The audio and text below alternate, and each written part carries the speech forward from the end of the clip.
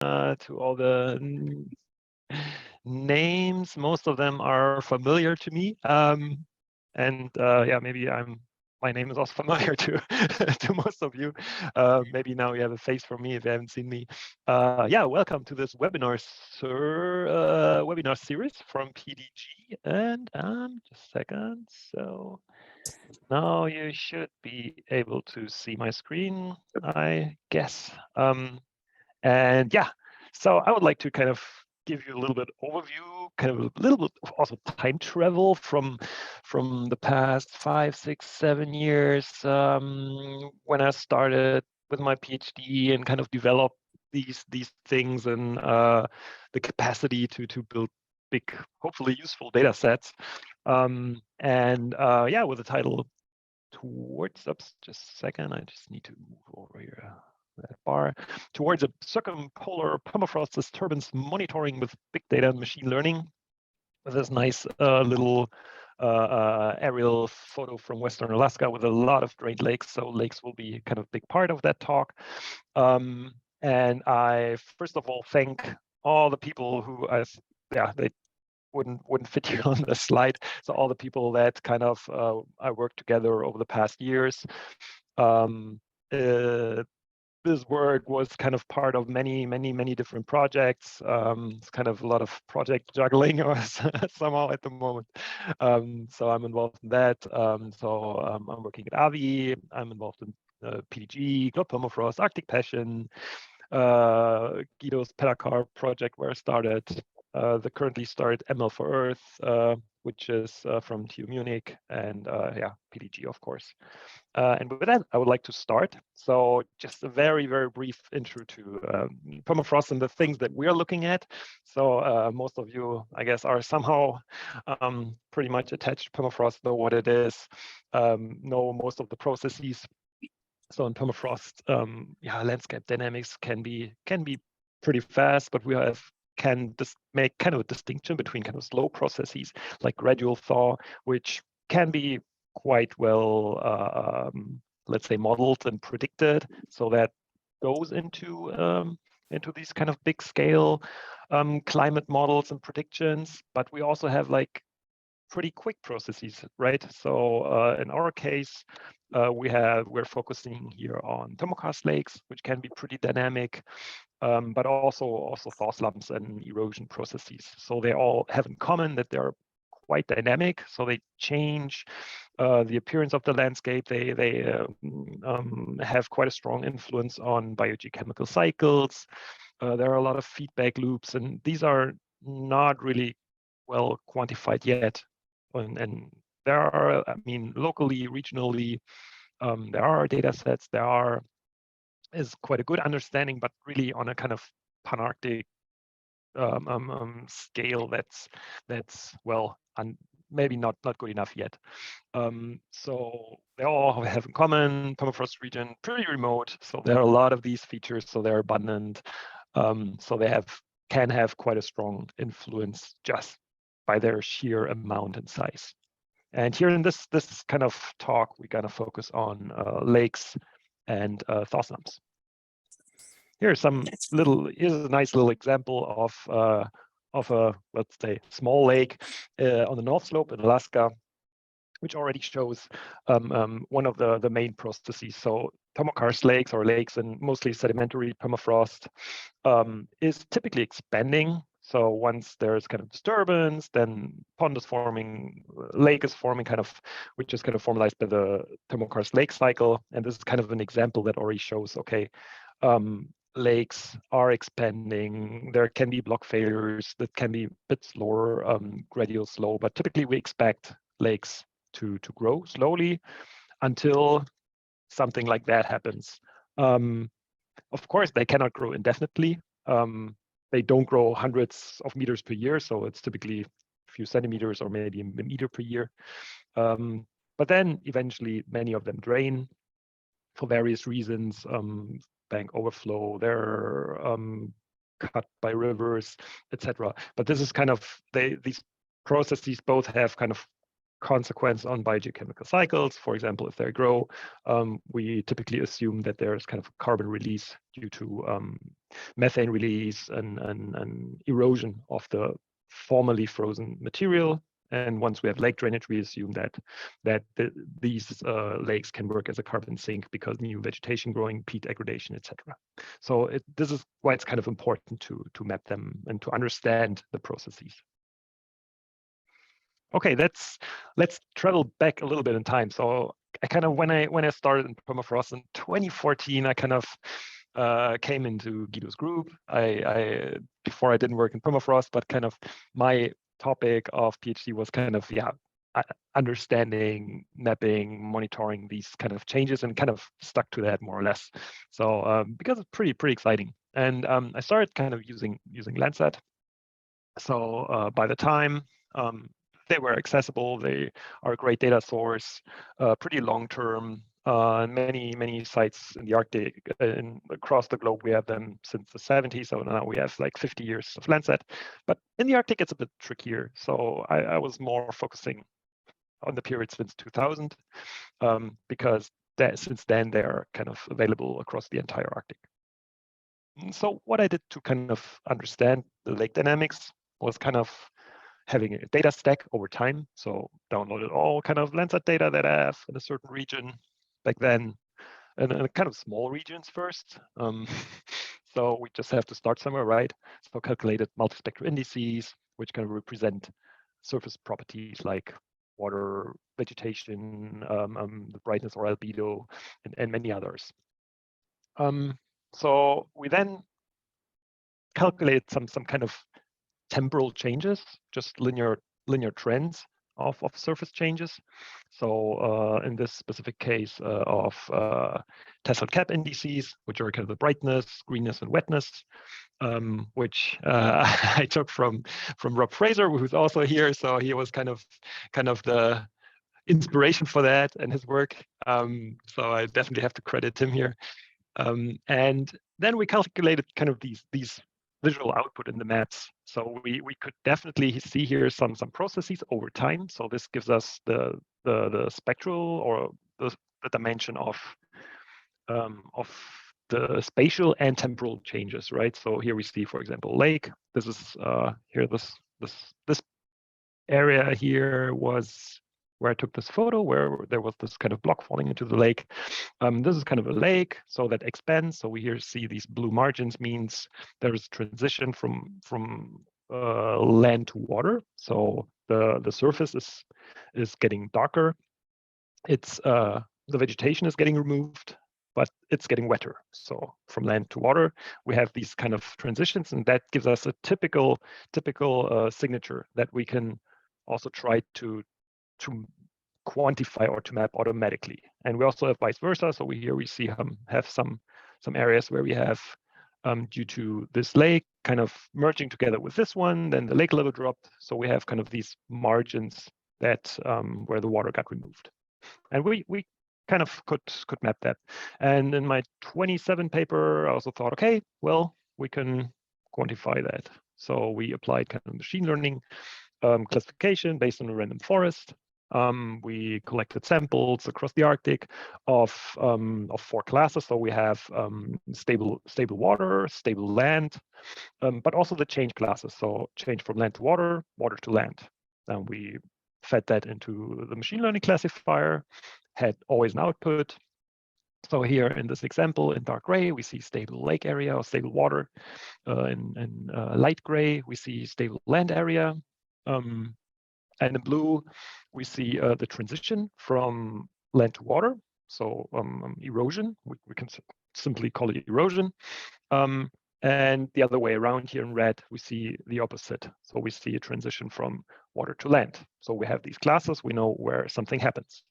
But we don't only have kind of the class labels, so the real fixed ones, but we also have the probabilities. So we also have, we can say for each pixel, how much of the pixel has changed, because we have here 30-meter spatial resolution, and typically lake change is not always that quick, right? So that only parts of the pixels are covered. But then we have also for each transition or for each kind of these class also probabilities. So for example, if only half of the pixel got changed from land to water, we have we assume a probability of 50% for that it's stable land, but also 50% that there is a transition. So we also have this information. So based on that, we kind of create some kind of object analysis. So we first delineate each lake automatically based on these classes, and then we're also looking at these border areas to calculate the transition zones and to quantify them. And with that, we could create lake objects with certain properties, statistics, so change statistic from start to end, but also shape parameters.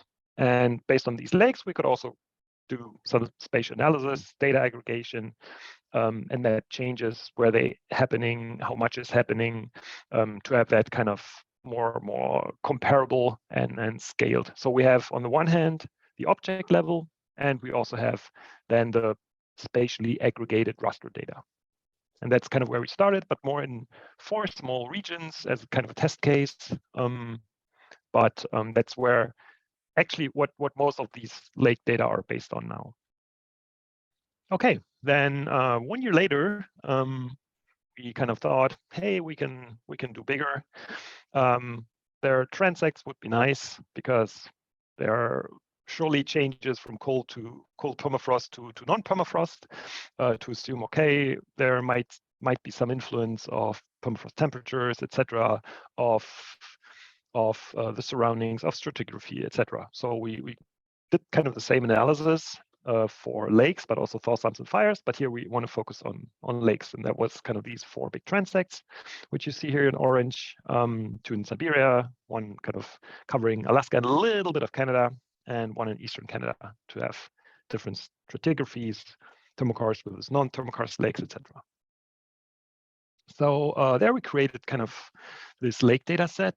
It was from 1999 to 2014 data. So we had lake polygons. We removed all non-lake objects, so river and sea, to focus on the lakes. Let's say, yeah, the filtering was also kind of a machine learning model, worked more or less fine, not 100% perfect like every model. So maybe a few too much were removed from my experience or for my taste today. Yeah, but that's what we deal with. We did that for all lakes bigger than 1 hectare, and in total we had around 600,000 lakes. Most of them, or many of them, Eastern Canada, where there are a lot of lakes, but they're just completely different because they're mostly glacial origin. So dynamics are different, but you can see it in the data, which is pretty nice. We also have shape parameters like orientation, which is super cool for Northern Alaska, where we have a lot of oriented lakes. So you have kind of the direction in degrees. We have the perimeter, roundness. So especially with these oriented lakes, that's super cool to visualize. Sometimes it's, yeah, the question is if that's usable or if there's also, yeah, sometimes just fun, but you can choose yourself. So the data are there. And we also have change parameters. So there was change from 1999 to 2014. We're using here a kind of a linear trend, which is kind of, well, let's say, not very dynamic. So we only have kind of start to end, no years in between. That's something that might come later. But we have the start size, end size. But the good thing is data are comparable. So there are kind of, every location has more or less kind of the same data input. They're kind of pretty normalized. We got rid of a lot of noise. So there's kind of a trade-off between a dynamic data set, which is often also important, or more kind of a clean transferable data set, and we focus more on that. But there are also, in the meantime, a lot more data sets available that are more on the dynamic side. But with that linear trend, we are able to also look at subpixel accuracies, which helps because the spatial change is often very subtle, where we have to kind of look at these subpixel changes. And yeah, we had kind of for each individual lake, we have net change, but also kind of gross changes, because sometimes lakes have both. Like the example I showed, there's some expansion in some place, but then due to some other event, there's also, I don't know, vegetation growing in or whatever. And data set is available. It's all published. It's also in my 2018 paper. Everything's linked there. It's also, I would like to highlight this APGC website here, apgc.awi.de. There are also a lot of it's kind of all data catalog where we find a lot of permafrost related data sets, which is kind of curated by Avi. And there's also a QGIS plugin to access the data and download them automatically in from this APGC site. It's the CCAN plugin. Maybe I can send around the link, or yeah, say more about that later if you like. Okay, so but that was kind of back then, right? So even in 2017, 18, I was looking at data from 1999 to 2014, and that had a reason. So I processed all of that stuff locally. So the biggest messy thing was querying for data, downloading data, different kind of Landsat pre-processing versions, did the trend calculation, machine learning model creation, lake change calculation. That was all kind of done on my workstation, which, well, not super great, but well, it's a few years ago, and things, yeah, were maybe done that way, or I didn't make a jump yet to kind of go to bigger and more efficient infrastructure. But for kind of, if we want to scale that to kind of the entire Arctic, we need to, yeah, apply better techniques, and we can do better, I think. So, especially for the first three parts, so querying for data, download, and trend calculation, is kind of a, well, it's, yeah, tricky work, which has to be avoided because it's pretty inefficient, it's pretty unflexible. Yeah, we thought, okay, we can definitely change that. For the latter part, which is still computationally intensive, but that's pretty streamlined, pretty efficiently implemented. We can still work on our premises because that's, yeah, nicely parallelized and not so easy to accomplish in Earth Engine, which we kind of, yeah, choose and for the pre-processing. So in Earth Engine, I guess most of you know Google Earth Engine. It's kind of, yeah, a cloud remote sensing cloud processing platform by Google, where you have all kind of the free data sets available. You can just query them, process them for free for non-commercial applications and research especially. So we transferred kind of our pre-processing pipeline to Earth Engine. So loading the data, calculating the trends, indices, and all that stuff that, especially on a kind of Pan-Arctic or global scale, actually I did some of the work globally, does work a lot faster there. So it's a lot easier. Then you have for further analysis, which we decided to do in our own premises, because it's a lot more, let's say, we have more control on the machine learning side locally. So we decided to do that locally. So transfer is still kind of an issue, and we're fighting a little bit with that to get the data automated out of Earth Engine. Then we run the same kind of analysis and models that we already used in the past. And within the PDG, we try to have kind of a continuous pipeline where we can trigger the process from start to end. We just choose kind of an AOI, and then everything's done in the background. So the pre-processing is triggered in Earth Engine. It automatically kind of takes care of the data management. So what's already ordered, what's there, pushes that to Google Cloud, downloads it locally, and then does kind of all the rest, like the lake analysis and visualization. We're almost there for having that fully operational. So far, some of that stuff I've done here at Avi. So for kind of this raw first, or version 0, which is still kind of raw, which I will show, I've done mostly here at Avi. but for later future compatibility, we're definitely moving to the PDG work that NCSA has developed. So Todd is also here, Todd Nicholson, who did a lot of that stuff. And I don't know if Luigi's here. He's also involved in that. Yeah, I'm here. I was going to say, since we're working on, Luigi isn't today, but yeah, since we're working on adapting to the pipeline and using Google Cloud on everything. Yeah, that would be cool once it's done. Okay, now I show you some examples and results. Some of you, I try here, if I'm having different spatial regions, I try to kind of spread that out a little bit across the world to kind of cater to all regional differerences and maybe also to different audiences. So here I chose as an example because it's pretty dynamic. Maybe some of you might have already noticed, but what you see here already is there are a lot of lakes. So this is just a Esri satellite layer. And this is here in the east, you see the mouth of the Kolyma River. And this is quite a dynamic area.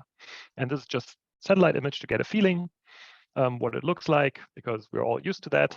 And then now I overlay that with the trend data, so that I explained to you before. So I processed the trend data as an intermediate layer. So we have trends of the Tesla cap indices, but also NDVI, NDMI, NDWI. For processing of the lakes, we also, for this machine learning model, we also use elevation data, so Arctic DM. All that goes into that. So there are a lot of layers, a lot of information that are fed into the model. But here we see a nice example. There's also an Earth Engine app available for that. That's a positive time waster. It's great fun, and you can share it as much as you want. Most people really like it. And it's so great. You can discover a lot. You need to browse a little bit around to get a feeling, but once you know which signature means, it's kind of an eye opener to see. And you have that kind of globally available. So not only in the Arctic, but also in whatever, in almost all regions in the world. And here's a little example of this region, what it looks like. So here on the kind of macro scale, we already see here this blue one. So they recently had some flood events. So that kind of wetting signal comes in here very strongly. But we also see like here's a little fire scar. And we also see some yellow stuff here. These are drained lakes. And all the blue stuff means that there's significant wetting. But we can also zoom in, of course. So this is kind of a zoom in here where we see all the detail. Right here on the macro level, we don't see a lot of details, but once we zoom in here, there's a lot going on in the landscape. So we have, for example, here this draining lake. So there's a change from water to vegetation let's say for most of the area. So it's getting brighter, it's getting greener, and it's getting drier. So that's what the signal kind of gives you. If it's orange, there's no vegetation involved. So that's how you can also differentiate between draining lakes on sand, for example, where there's typically less vegetation involved afterwards and more organic rich material. But what we also see here is these lakes. So here we see these blue margins. We see, okay, there is quite a lot of lakeshore erosion. And we can, of course, quantify that. What we also see here, which is also nice, are these blue dots. I guess these are newly forming thermokarst ponds or lakes. So there are some disturbances going on there as well. So we can expect that these might grow into some lakes in the future. And to stay a little bit more on the macro level again, so this is what kind of the output looks like. So we see a lot of lakes. Here, this is just the visualization of the net changes. So what we do in the new data set. So in the latest version now, we also calculate normalized rates. So these translate to shoreline changes. So we have the area, we have the perimeter, and then we can calculate theoretically here in this case the shoreline change and shoreline position change. So we have growing lakes, maybe by a few centimeters, and we have shrinking lakes, and we can visualize that. And that's something what I also envision for the for the viewer, for the PDG viewer. And to come back to this specific example, so this is kind of the visualized trend data. There are in the data are a bit more, but this is how it's visualized. There we see the calculated lake polygon. So this is all extracted automatically. Fits quite well. So it nicely fits all the lakes. The boundaries are typically a little bit smaller, bigger than the lakes. Because of the zone calculation. So the perimeters are typically slightly bigger than the lakes themselves. And we see here kind of the Landsat pixel kind of steps.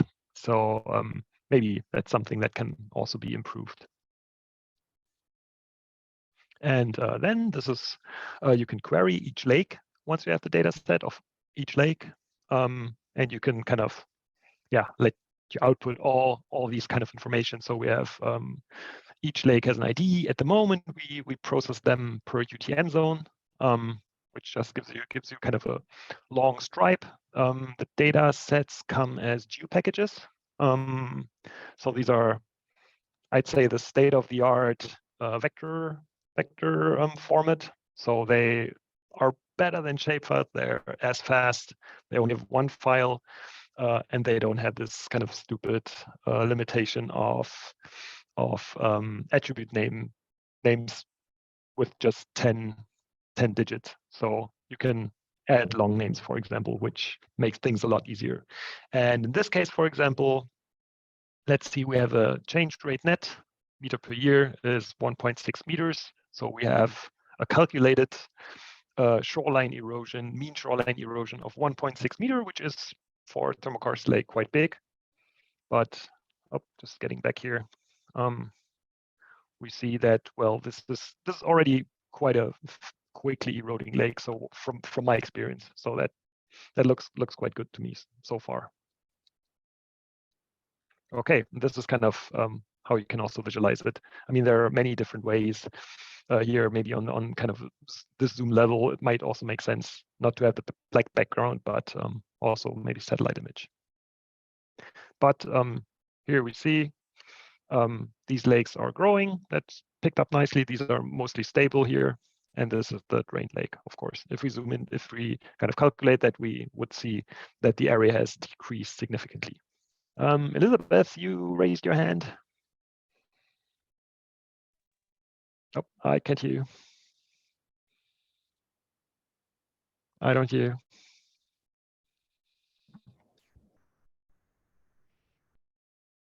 you.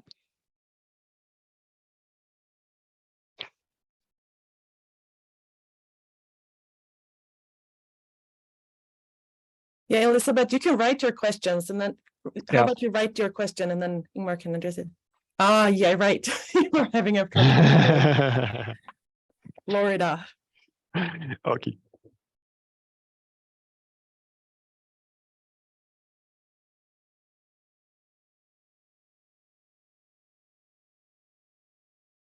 Okay, I can't see anything yet.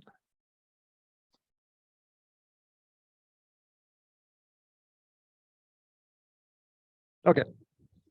Okay. And let's see. Now I jump to North America to also cater North America, because also a lot of people are interested in that, I guess. So we also have the aggregated results. So we calculate the changes within fixed grid cells, like 3 kilometers at the moment and 7.5. These are pretty lightweight. They just, I don't know, a few kilobytes per UTM zone. These are really not big. It's just, just some pixels and raster files. And we can also visualize, but also kind of they have numbers behind that, right? So they're also quantified. And there we see nice patterns, which which are pretty interesting.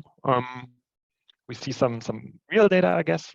Here in Alaska, I'm pretty certain that this is working. Here in Northwest Territories, there are some, let's say, there's some influence on the signal by fire, and fire scars. They have some influence.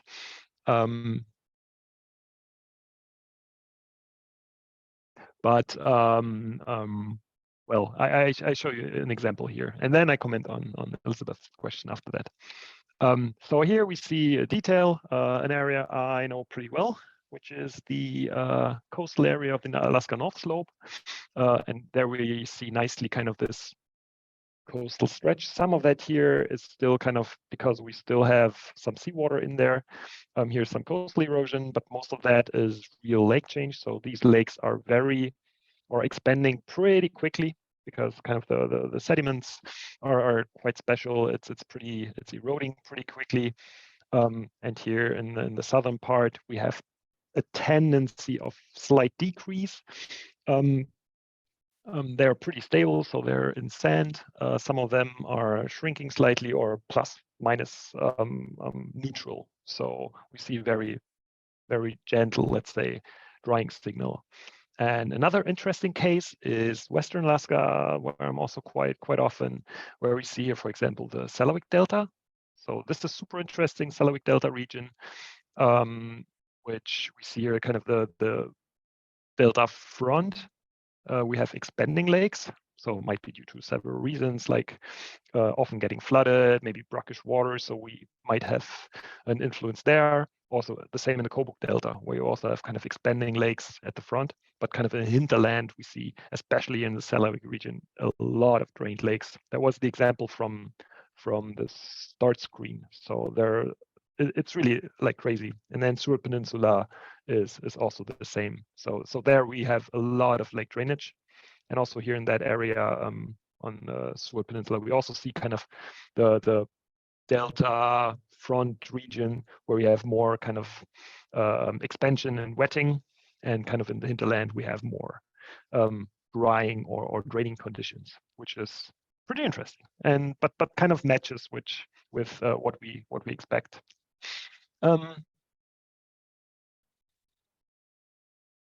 Okay, I go back for Elizabeth's question. Okay, which one do you mean specifically? Like if we zoom in here, we see, for example, this blue stuff here, I would expect there to be more surface water, which kind of is a lot of that stuff, I guess, what you see in the MODIS data, Elizabeth. So we also have that on the North Slope, where we have kind of the opposite, where we see more kind of a drying trend of the surface. So that also has an influence. But here we're really looking at the lakes, but all the stuff in between, like here, I guess, there's a lot of drying. I expect from my experience that's formerly flooded troughs that are drying or draining. That's what we see in many places. And here it's kind of maybe ice wedge degradation, so that we see more wetness in the surface, and that fits often quite well, but that really depends sometimes a bit. And this yellow here is more kind of vegetation emergence in a formerly pretty wet, or in a pretty wet basin. So there are so many things. You can always kind of share links. So if you're in the app, you can just take the browser link and share it with other people. So you can always send me some locations if you're interested. Okay. Now a little summary of the lakes. So we're about to upload this data set and visualize kind of the same way, or very similar to what I showed you in the PDG viewer, which is a super cool tool. There are a lot of like data sets coming in. Also, Chandi's data set is coming in. I think it was there today when I checked. It wasn't visible, but will come in. Elizabeth Webb's data set is there, so it will become a very, very cool tool. It's already pretty easy to use. I really like it. And yeah, as a little summary of this lake work, so I will come to the thaw slumps in a minute. We have like individual lakes at the moment from 60 to 80 degrees north. I think for some areas we're gonna extend that, especially Eastern Canada, where Permafrost and like the also changing lakes especially are kind of further south. Then we have for that shape and change statistics. It's still a linear trend at the moment, so there are no individual years yet. We have aggregated raster statistics, and I counted counted the lakes, of course, not by hand, but we have, yeah, in this data set about 5.5 million lake objects. So that's not as many as Chinese polygons. Of course, Chinese scale is always bigger, but yeah, still pretty cool. And the data should be comparable.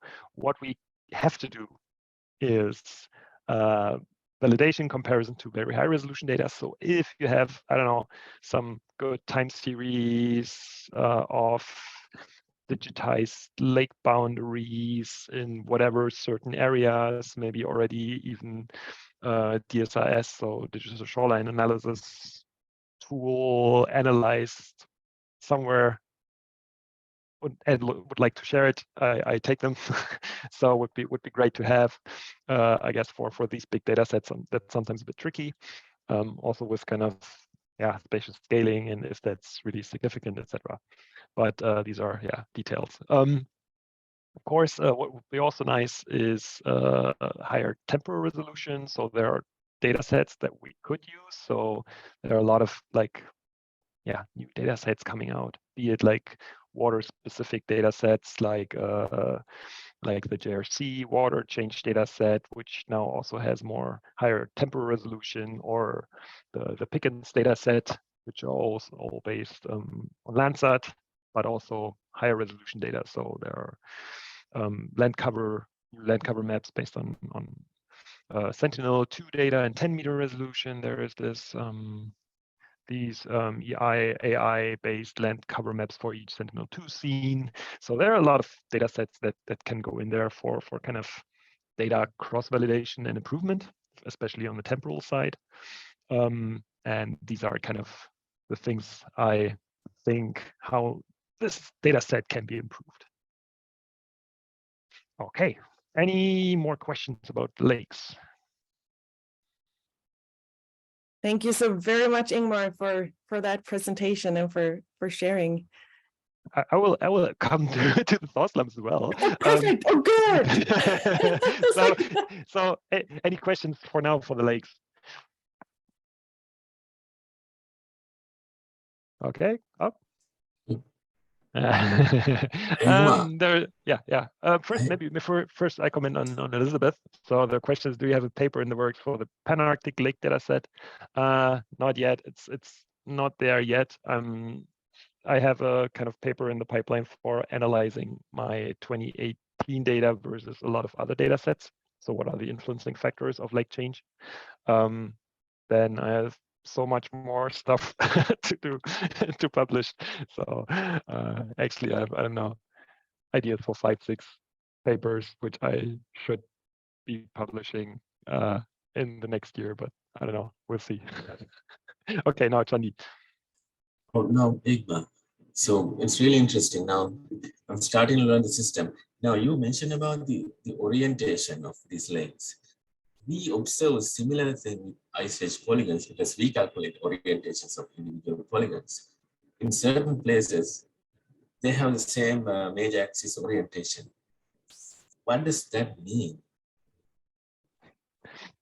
So a lot of polygons, I think, are in drained basins.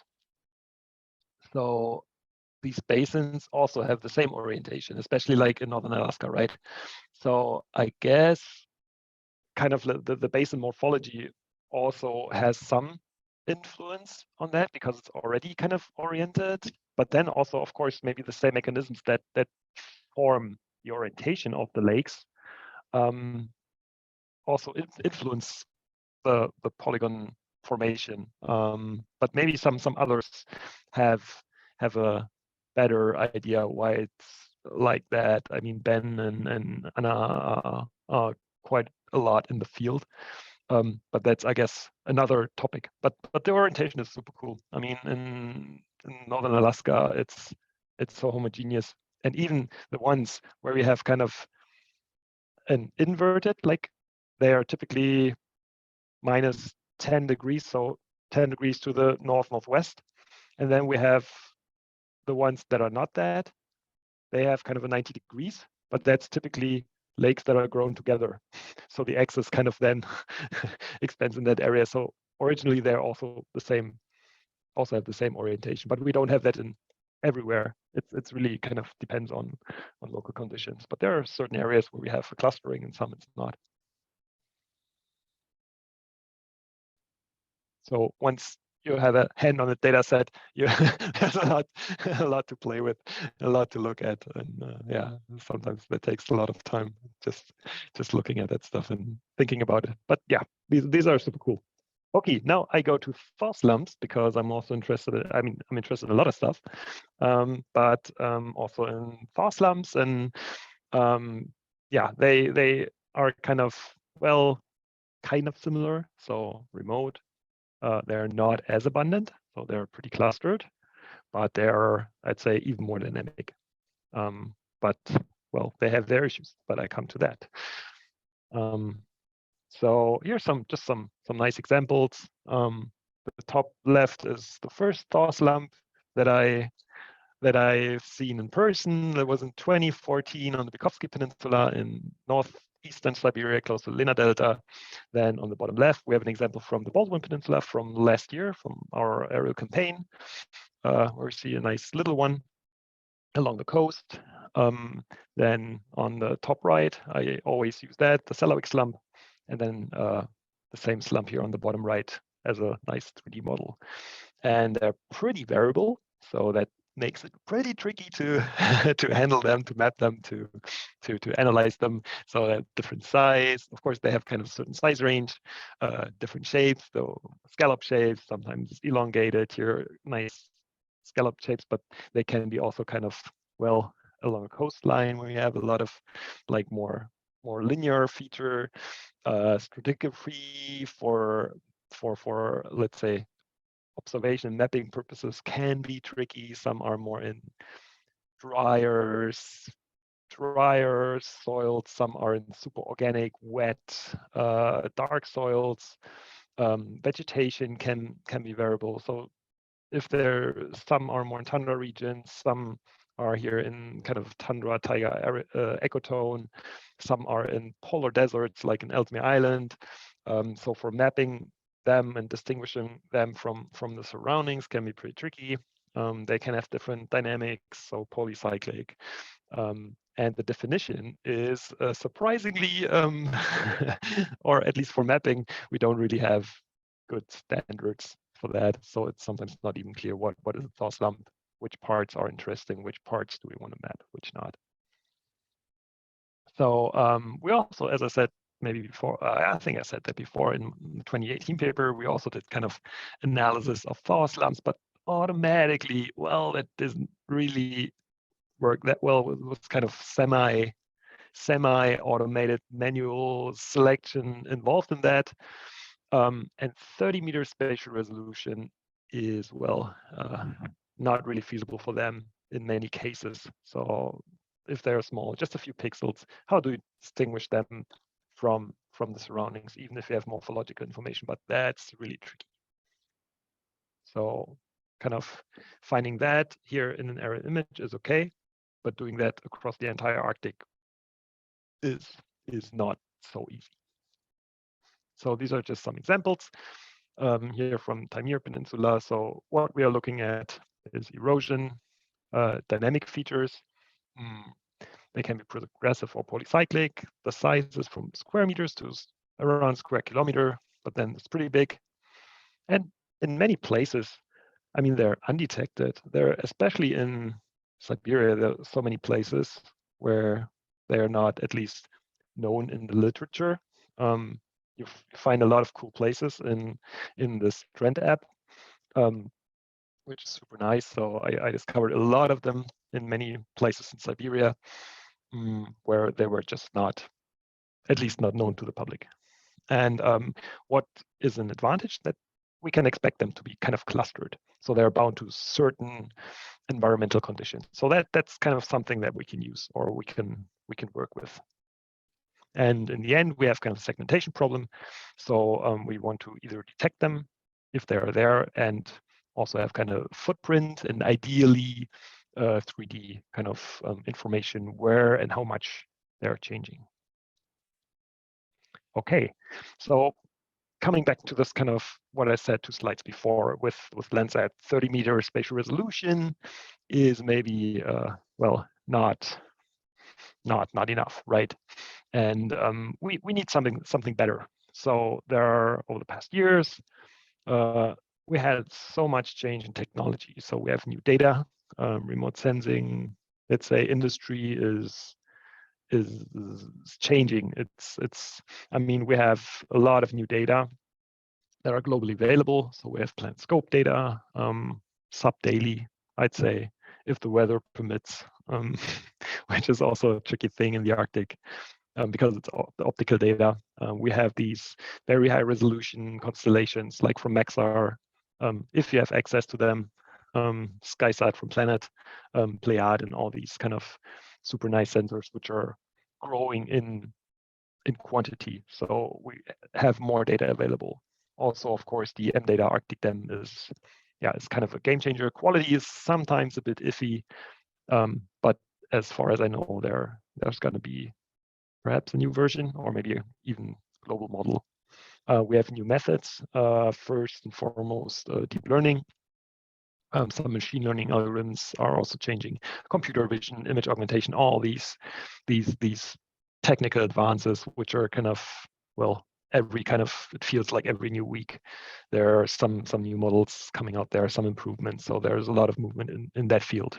And of course, computational resources. Which are crazy. I mean, with GPU processing, deep learning is required. Of course, it's expensive, but most HPC, so high performance computing systems, have some GPUs. Here we also have some good GPU systems, so I think in a pretty comfortable situation to use that. And of course, also cloud computing. As I said before, it's not only Earth Engine, it's also a lot more stuff like Planetary Computer. In Germany, we have some systems and all these things. So the whole landscape is changing, and keeping up with that is sometimes also a bit tricky, but that gives us kind of new opportunities.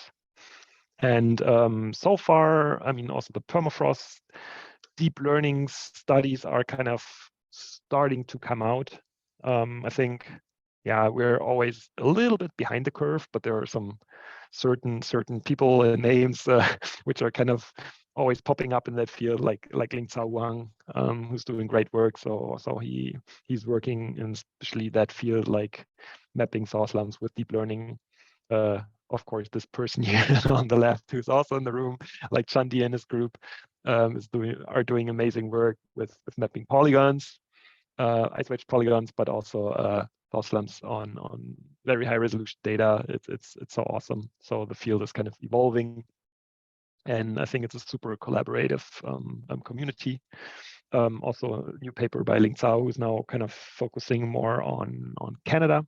So he's also involved with a lot of people here in that area, and we exchange very often and discuss things pretty open. So it's a really nice community that is focused on bringing that topic forward. So we already have kind of what we did is already, I'm working on that topic now, I think for 2-3 years with deep learning. So we already have a publication out there, which I will kind of go a bit into more detail now.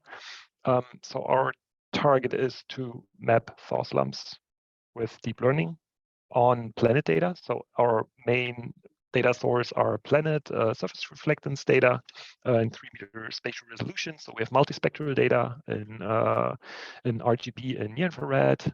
We calculate the NDVI because in most cases thaw slumps are pretty different from the surrounding terrain, which then is vegetated, and thaw slumps typically have no vegetation or some islands of vegetation, maybe some remnants.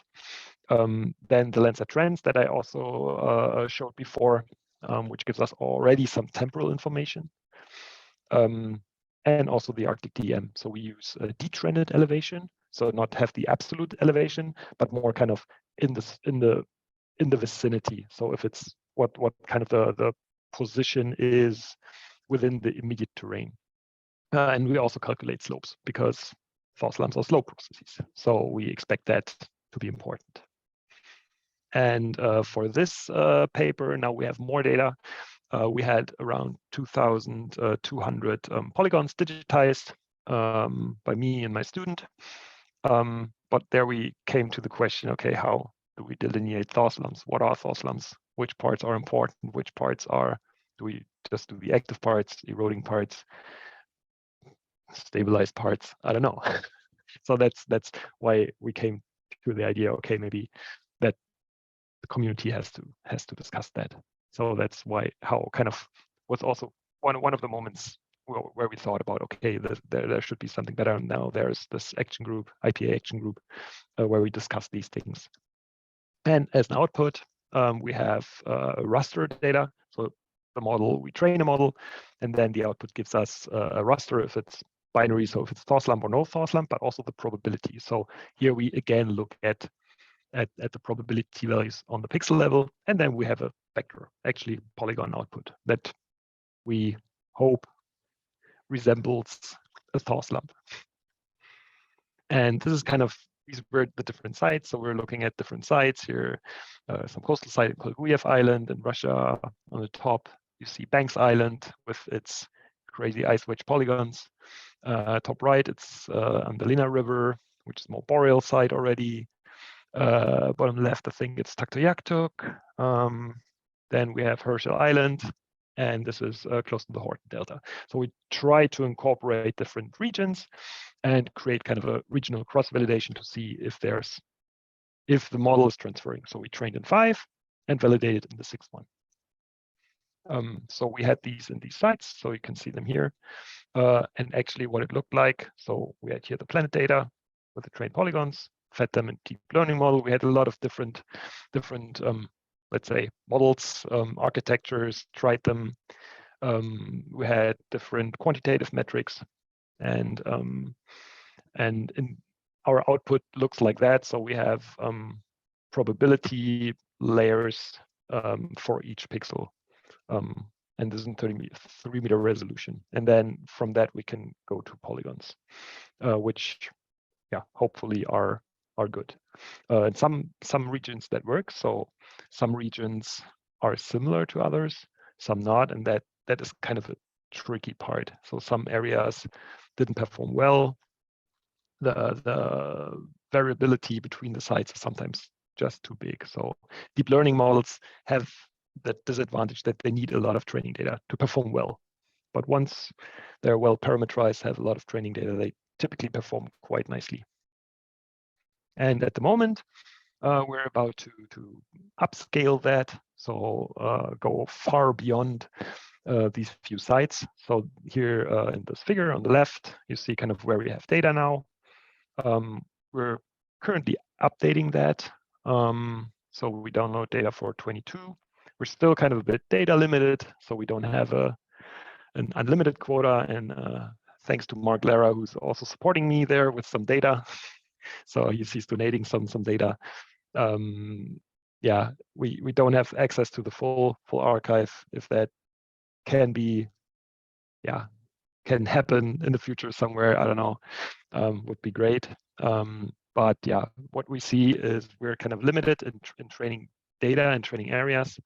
But there's this remote retrogressive thaw slumps action group. We're discussing semantics, but also or collecting data sets. We're doing experiments, how different people digitize thaw slumps to see, okay, if there are really, if the metrics that we automatically see as performance from model is that much worse than human performance. So that's pretty interesting. And a lot of people send me already their experiment outputs, and I already analyzed them. So, but I won't present them here yet. Maybe in a separate meeting there where we meet together with these people. Super interesting. And for now, we are kind of having an iterative model sampling approach. So we train with a certain amount of training data. create the output or train the model, create an output globally, see where it works, where it doesn't work, and where it doesn't work, we add more training data. And at the moment we're at the 5th iteration. Training labels for the first 4 are available, so I share them on GitHub. The link is, I think, included later. And yeah, and for kind of real upscaling, of course, we need some more improved data ordering via the API, better data filtering because the cloud masks, for example, from Planet are not good. And for operationalization, of course, scaling, distributed computing comes at some point into discussion or having that on HPC. And there, of course, data management, how to manage the data, especially if you have several thousands, millions of images, maybe. Okay, here's some examples. So one is from Banks Island here on the left, which works quite well. So we have training areas on Banks Island. So the model performs quite well in even these areas that the model hasn't seen before. So your points are the locations from the Lefkowitz and Way data set, 2019. So we can find them quite well and even find some other thaw slumps, which are some even Blue Nose Moraine. Canada is kind of similar from vegetation and structure, etc. So that works quite well there too. But where it doesn't work, this is one pretty bad example from Bykovsky Peninsula. So here's water. This is a very narrow peninsula here on the coast that works quite okay. So there are thaw slumps, but of course in the water there are no thaw slumps. So there are some issues in some places with some landscape features. And yeah, here we also have an example where it doesn't work. So we have a lot of challenges with false positives. So too many thaw slumps or too many areas are identified as thaw slumps. So here in this kind of, around rivers where there's little vegetation. So also gravel bars are often bad. What are thaw slumps? Semantics is a problem. Spatial diversity. If we're using global or regional models, so regional models work typically better, but then scaling that to global is sometimes tricky. And of course, temporal dependency. At the moment, we look only at certain timestamps, but don't have kind of the temporal domain really included yet. But we're working on that, and Konrad is also, I think, looking in that. He's also here. He's developing a lot of the code for that.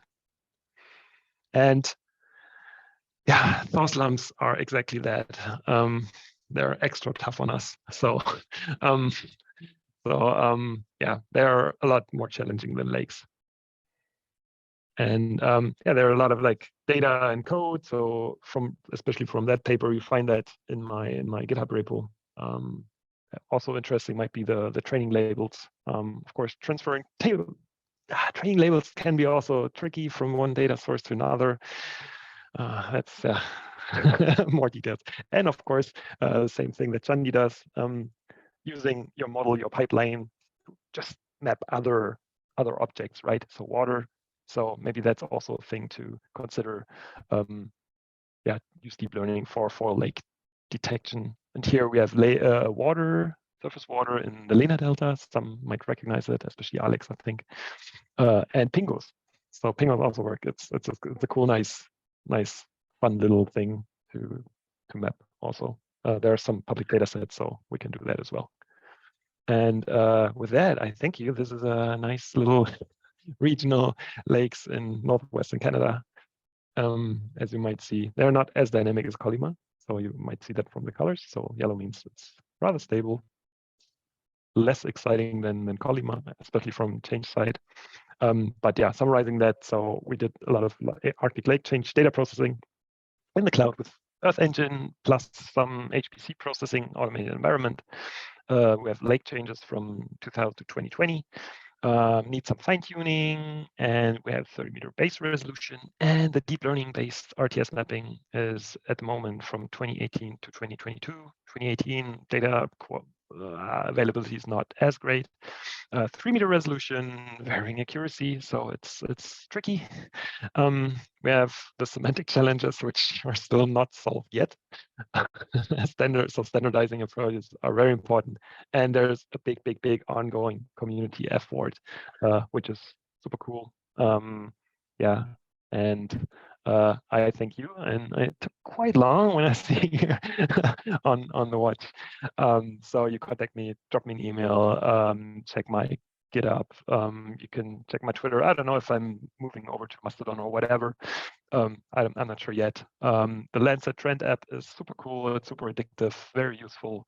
And the PDG portal is also very important. And I really want to thank all the people involved, which would be too much, but special thanks to Mark, who's really donating a lot of data, PDG team for setting that up, RTS and train team, and many, many more for supporting all the work. Thank you. Big applause from all of us here. I will stop the recording, and then, you know, if hopefully Ingmar is around a little bit, if you want to have some questions and ask him some questions. I know we're over the hour, and yeah, super exciting stuff, Ingmar. Thank you.